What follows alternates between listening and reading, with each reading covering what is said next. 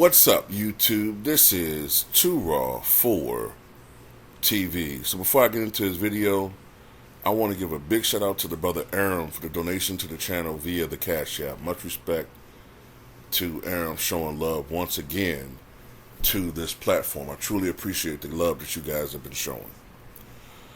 I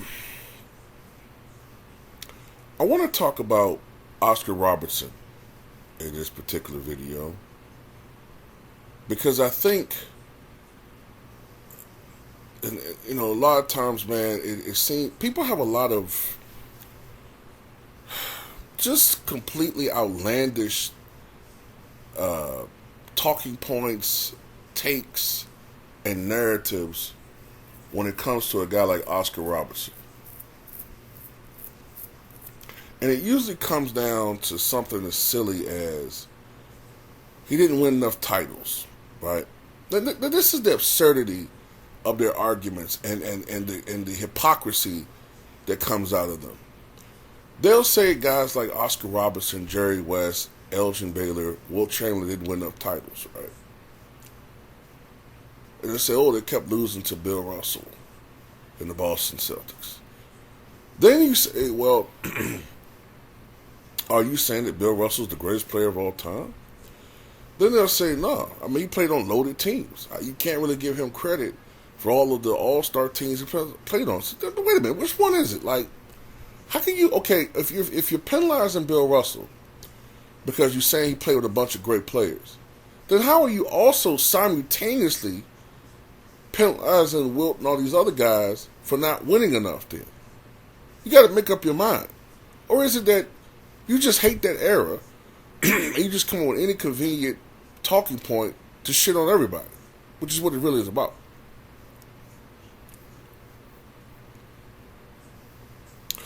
Oscar Robertson played in 1,040 games, averaged 25.7 points per game, I believe about 7.5 rebounds and 9.5 assists per game. And that includes his tenure with the Milwaukee Bucks when he was a second and then ultimately even a third and sometimes fourth option. Because in his absolute prime with the Cincinnati Royals, now known as the Sacramento Kings, of course,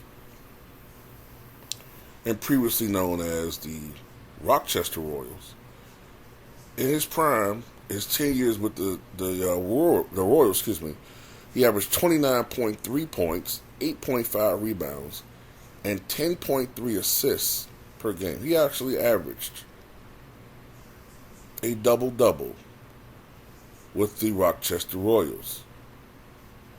Unbelievable.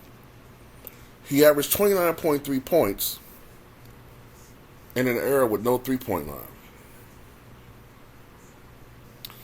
For his career with the Bucks, he shot about 47% from the floor. With the Royals, 49%. For his career, over 48%. Now, what's amazing about his 48% shooting is he did this in an era where the league average was somewhere between 43 to 46% throughout his career. So he consistently shot above league average as a perimeter player. Remember that league average incorporates point guards, shooting guards, small forwards, power forwards, and centers. He was shooting. Let's just go through the seasons. His rookie year, he shot 47. I'll round. His rookie season, he shot 47%. His second year, 48%. His third year, 52%. His fourth year, 48%. His fifth year, 48%. His sixth year, 48%. His seventh year, 49%. His eighth season, 50%. His ninth season, 49%. And then his 10th season, 51%. So that's a remarkable consistency. 11th year, 50%. 12th year, 47%. And then he dips as his agility, mobility, athleticism began to decline. 45%, and then his last year, 44%. But he still shot 43.8%, which isn't bad.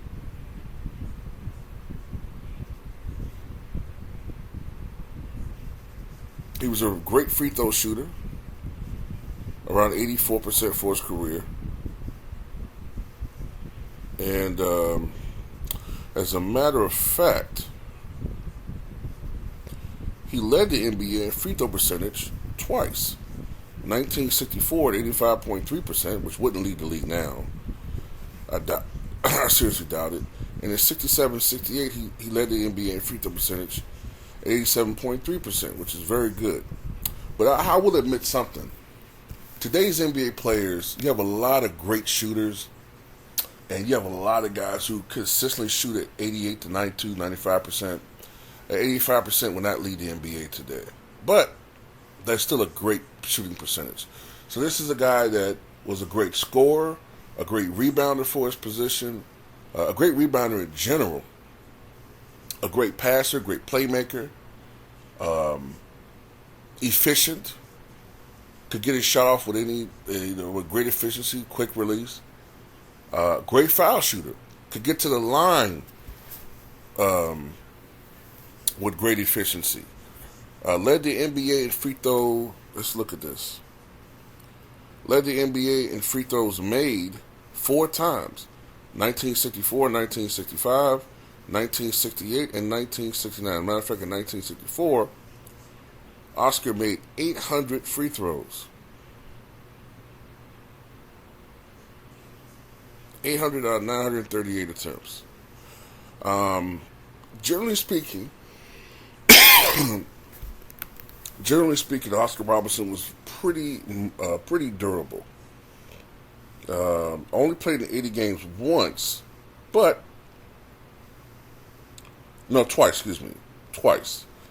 1962-63, he played in 80 games. In 1970-71, he played 81 games. But at the same time, he never played in fewer than 64 games, and only 3 times he played in fewer than 70. So he generally played, 71 games: 79, 80, 79, 75, 76, 79, 65, 79, 69, 81, 64, 73, and 70. So he didn't miss that many games. That wasn't a big issue with him. He played a lot of minutes. Looking at that right now, he played a lot of minutes. 43,886 minutes in 1,040 games. And I just want to go through his numbers right quick.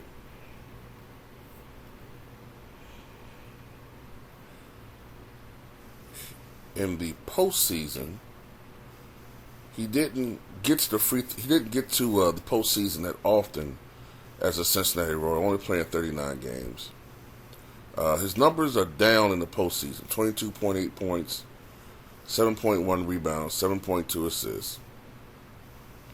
You expect his numbers to be lower with the Milwaukee Bucks because his role was different: 14.7 points, 4.2 rebounds, 7.8 assists.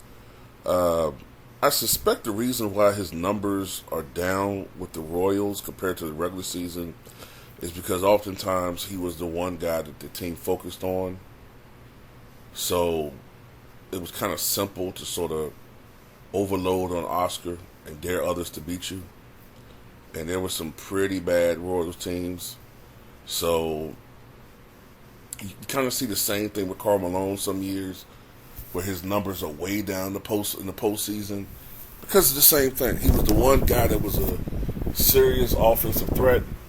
So when you lack a secondary scorer and oftentimes a third scorer, teams can just overload on one guy, and that's what they did, especially in a series. So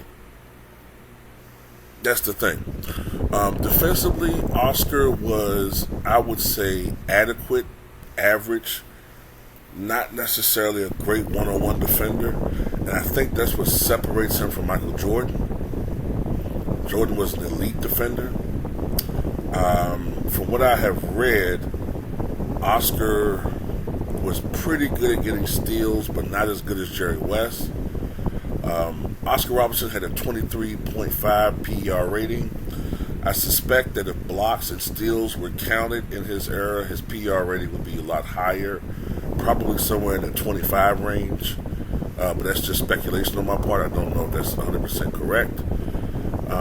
But this guy was the goods, man. 6'5", 210 to 225 pounds in his career. Very strong guard.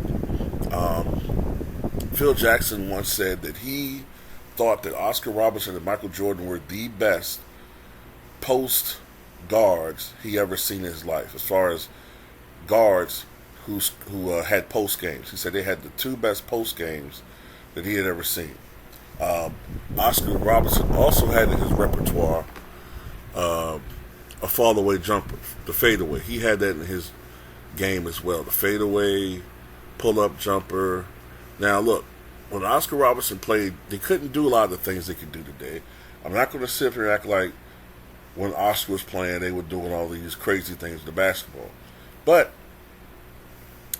at the same time, you have to understand that when Oscar Robertson was playing, the NBA was a lot stricter on what you could do with the basketball. They would call palming frequently. So you had to always make sure your hand was on top of the basketball, on top of the ball when you were dribbling, or they would call palming if you tried to cross it a certain type of way. You couldn't do certain things. Up until the 1970s, they were very strict with what was considered an assist. In today's world, Oscar probably would have averaged even more triple-doubles, far more triple-doubles, had what's considered an assist be called that in his era. He had 181 triple-doubles. I don't know, he might have had an extra 40 or 50, maybe 60, if what was called triple-doubles today were called triple-doubles back then. And as I said before, look, about the championship thing with Oscar, look, if you're going to penalize Oscar Robertson for not winning more than one title, you have to do it with everybody outside of the Boston Celtics. When you look at the championship teams that they played, the Celtics, in the finals, it was always the Hawks or the Lakers or the Warriors. That's pretty much it. The Hawks with Bob Pettit initially. The Lakers went to the finals 8 times. Or a couple times it was Wilt Chamberlain, the Warriors, or whatever.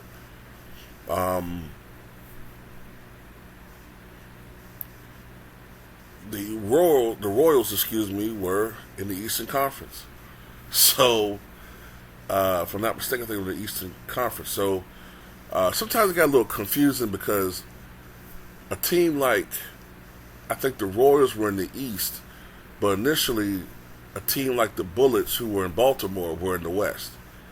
So it's kind of confusing. Sometimes I had to go back and look to make sure which team was in which conference.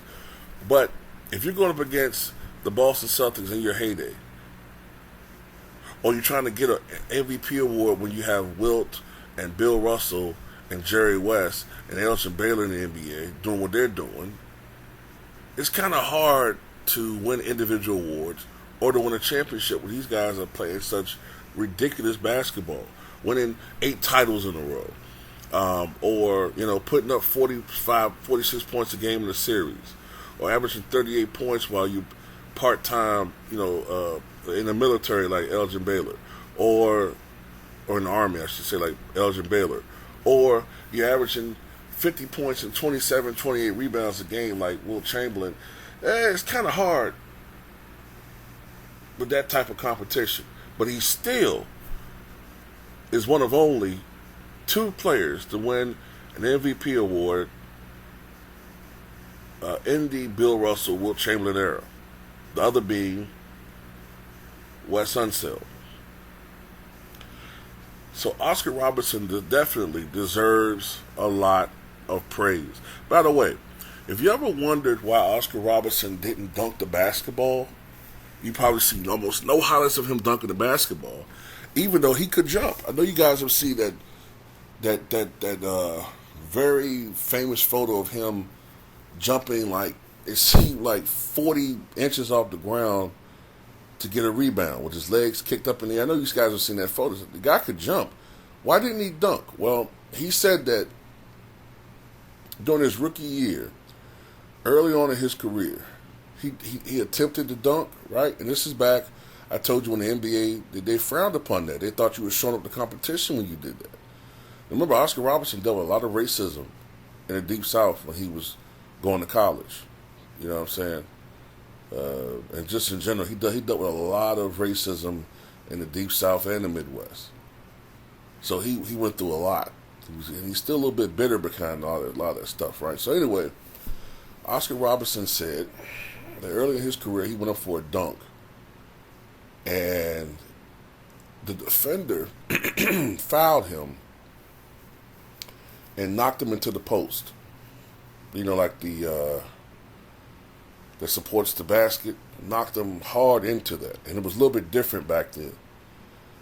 And he said he was so dazed by that shit because they told him, you know, the NBA, they don't like players dunking on you, man. Like, especially rookies. Like, don't do that, or you're gonna get hurt. So he said, you know what? I'm not doing that no more. So after that moment, he never dunked again in his career. Now, of course, dunking is looked upon differently now. Started to be looked upon differently in the 70s. But these are some of the things I like to put out there because I see a lot of young people say, oh, man, why they ain't dunking? They can't dunk. This dude's 6'6" and can't dunk.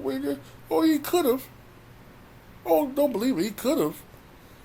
But he just would pay the price for doing it. The centers did not like, and Wilt Chamberlain talked about this, they didn't like little men coming into their domains. You do what you do out there. I respect you, you know, what you're doing out there. I'm not going to come out there in the perimeter and try to guard you so you can make me look embarrassed. You know, me trying to guard you, my big ass. But then again, don't come in the paint and try to embarrass me. That's how the NBA used to be. Every now and then you had a guy who could bring it to the basket and dunk. But if you remember, most of those guys that could bring it like that, they were strong motherfuckers. Like, say, Honeycomb Gus Johnson or Elgin Baylor, who just had that respect factor anyway. But little dudes coming in and jumping and dunking on people, well, you know, they paid for it. You saw what happened to Wilt Chamberlain. Clyde Lovelet knocked him out. And we're talking about Wilt Chamberlain. But he fucking backhanded Wilt, knocked Wilt's teeth backwards, nearly knocked him out. You know, Wilt said he wanted to punch the dude, but he felt like, you know, if he had punched him and hurt him, he'd be out the NBA, so whatever. Anyway, I just wanted to put that out there to the end. Like, I love sharing these little tidbits with people. But tell me what you guys think.